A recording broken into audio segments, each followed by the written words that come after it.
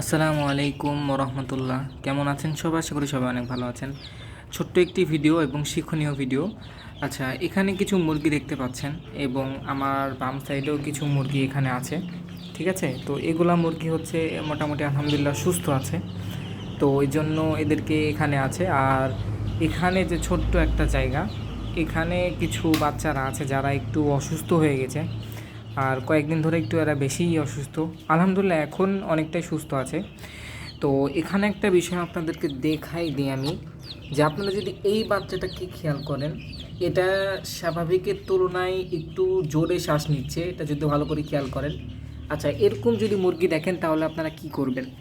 দেখবেন যে এগুলা মুরগি কিন্তু অত জোরে শ্বাস নিচ্ছে না যতটা এই জোরে শ্বাস নিচ্ছে।